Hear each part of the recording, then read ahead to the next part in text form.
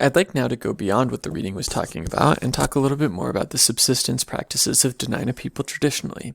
Traditionally, Denia people were unique among other Athabascan groups. Many of the Athabascan groups in other parts of Alaska were not primarily located in coastal areas. Denia people were unique in the sense that they were very much located in coastal areas all around the Cook Inlet, and that has a major impact, among other things, because it opens up a variety of types of resources that weren't available for similar cultures living in the inland areas, such as being immediately close to the salmon runs, and also marine mammals, which was especially important for Denia groups living more closer to places like Soldovia and southern on the Kenai Peninsula.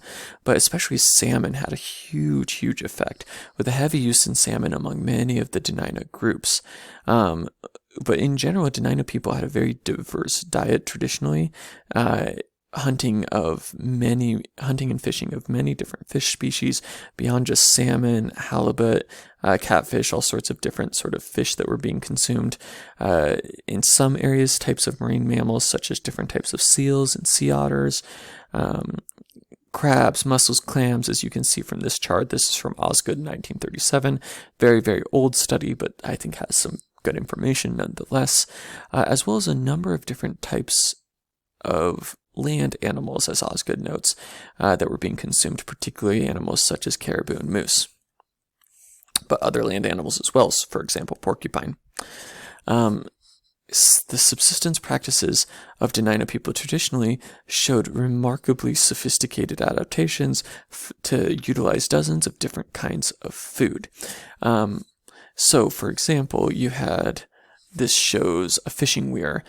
This is one that was constructed relatively recently, but it shows kind of what this would have looked like historically, where you had kind of a funnel, two different sides built into the river going, pushing against upstream, and then this kind of like trap thing. So fish kind of are funneled into this to go upstream, and then you can pick them out and club them. And so a very good way, obviously, of catching fish. You also had these large extended poles on the coastlines where you would have the tide come in on the inlet and then have like a fish hanging from it, such as a salmon split open, and then you'd have the tide come in, and then that would be used as like bait, basically. Then a halibut bites this, and then when the tide recedes, you've got yourself a halibut because there's a hook on the end of this. You had large fishing platforms that were constructed closer to anchorage, where you would have spearing of aquatic animals from that area. You had people using essentially kayaks to go out and find things like seals or other aquatic animals and then spear them. You had all sorts of different very complex practices to hunt moose. So moose have some interesting behaviors during the winter, including sort of how they, walk for a while and then sort of turn around to bed down for a while. And so, but also if they sense, prey, or if they sense a predator, if they smell a predator, they're going to hightail it. But so the Denia hunters would do these kind of looping patterns to try to basically get in front of wherever the moose was so that the moose wasn't smelling them if the wind was moving this way. So they were basically trying to get A, past the moose, and B, going the different direction from the wind so that the moose wasn't smelling them, and then they could overtake where the moose was and spear the moose. Or bow and arrow it and then spear it. So all sorts of complex adaptations, these really long net systems that would be used down here on the peninsula, for example, and you'd have people over here and people over here in the middle of the river, and then they had these kind of like weight kind of things, like flat stones that were being used as weights, and then you have dip net fishing, obviously, that was being done. Very complex adaptations that allowed for harvesting of multiple different kinds of food. And if you could use those food resources, which Denia people had figured out how to do, suddenly you had a lot more food that you could access from these marine resources than you normally could just from hunting, which causes Denia society to look kind of different from a lot of the Athabascan groups traditionally, in the sense that it was a lot it was more village based. You had more of like laying down roots in a single village and like mainly only staying there, because you suddenly have these resources like salmon, like these marine mammals, and you have a much larger type of food and some very abundant types of food that you can be using, and therefore you don't have to move around as much for your hunting practices. Not to say that Denia people didn't travel all over, they certainly did, including when hunting or just when they're traveling, but to say that you could have more sedentary types of settlements. Speaking of which, traditionally Denia society was divided into, and to some degree still you see the legacies of this, into the calle, into the villages, which themselves were divided, which themselves had, each village had keshka, a leader. You could translate that as like rich man, or it was often translated by European colonizers as chief. So you had these leaders, and then the nakilaka, the clan helpers, and basically what you had is a system where people would pile together their resources, give them to the keshka, and the keshka would divide them out and make sure that everybody in the village was well provided for. And so this is a system of redistribution of a village working together. A village usually consisted of one or several extended families, so these would have been people who knew each other extremely well and potentially were related to a lot of people, each other, which probably bolstered their ability to economically cooperate in this close way. We should also note that because of the nature of hunting and gathering, it's not always certain when you will have a kill or when somebody else will have a kill. Maybe you get a caribou today, maybe you don't get another caribou for weeks. So it makes sense for people to collaborate in this kind of way and pool their resources and then redistribute their resources. We can look at it, therefore, from a functional level. It's very functional. It makes sense. It also plays in line with values that are important for Alaska Native people generally, and Denia people in particular, such as sort of this idea of community generosity. Within these villages, you had nilchi, so that should actually be an aspirated L rather than a normal L. But nilchi are these large homes with multi-compartments, and you had one or several nilchi in every calle, in every village.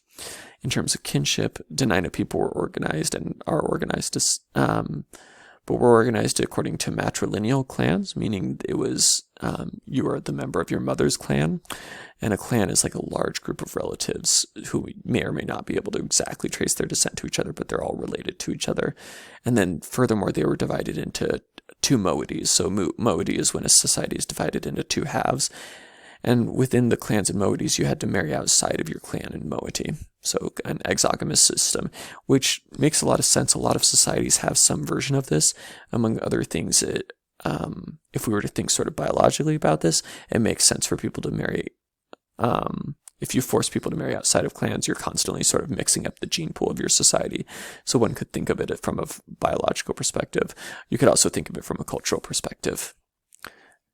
Now, as we look at all of this, what we see is a very integrated world. So there's a Dene scholar, an indigenous scholar, I believe he's Chippewa, named Juan Champagne, and he talks about the idea of differentiated and non-differentiated societies.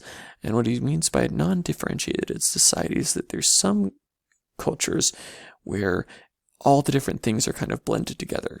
So most of the United States would be considered a very differentiated society, meaning we go to work with one set of people and at one place, and then we go to church, potentially, if we do go to church, with another set of people at a different place, and then our political leaders are not typically our minister, nor are they typically our boss, right? So our economy and our religion and our kinship and our politics, although they affect each other, they're different institutions. In a non-differentiated society, a lot of the institutions are all the same institution or collapsed together. One might argue that there was some traces of that Denia was both in some ways a differentiated and in some ways a non-differentiated society. There were definitely separate institutions for things like spiritual leaders and political leaders, but at the same time, things were very interconnected with each other. You had spiritual practices that maintained a sacred natural world. That natural world, in turn, provided the salmon, caribou, plants, and so forth that became the foundation for the economy of fishing, hunting, gathering. Those resources gathered then became sort of the foundation for the political system, right? In the sense that the political system was based on the political leaders redistributing the resources.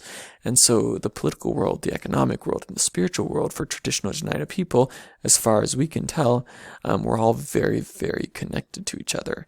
Everything was land-based, everything was interconnected, and everything was relational. It depended in each step of the way on relationships. Relationships between people and their leaders, relationships between kin groups, relationships with the prey species you hunt, and more generally just relationships between the Denia and the natural world.